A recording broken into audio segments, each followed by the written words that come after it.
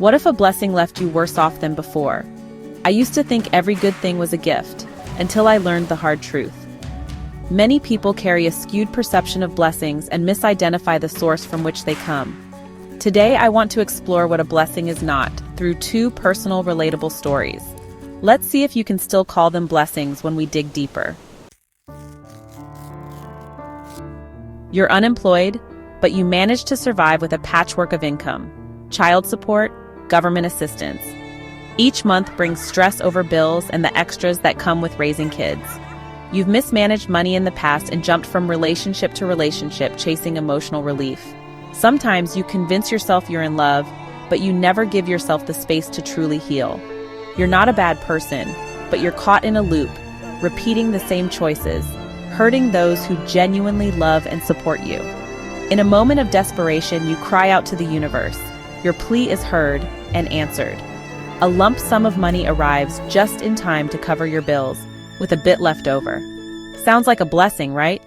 But instead of managing it wisely, you splurge on things you don't need, meals you can't afford, and bars you shouldn't be in. By the next month, you barely scrape by.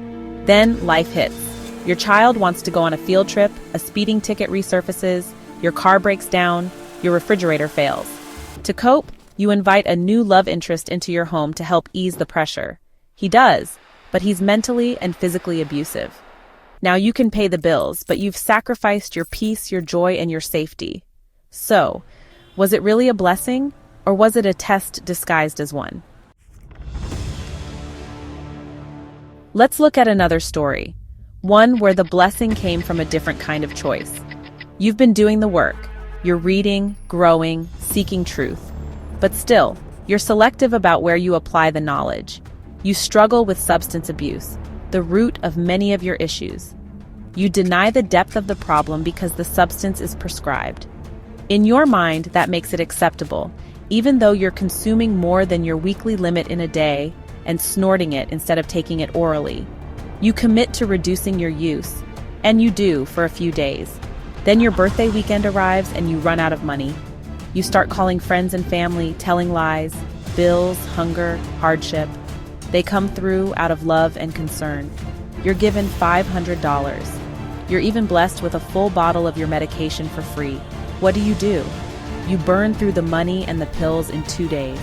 By Monday, you're broke, hungry, phoneless, and your car is running on fumes. Were you blessed? Not at all. You deceive the people who love you, and the energy you now carry is the direct result of those choices. In both stories, no one was hurt except for the person creating the chaos. Real blessings don't come with regret. They don't vanish in your hand the moment they appear in the other. A blessing is not a momentary high followed by a devastating low. When I began my transformation, when I raised my vibration and aligned with a higher consciousness, I was tested, repeatedly. Often, those tests came in the form of what looked like blessings, but they were really mirrors.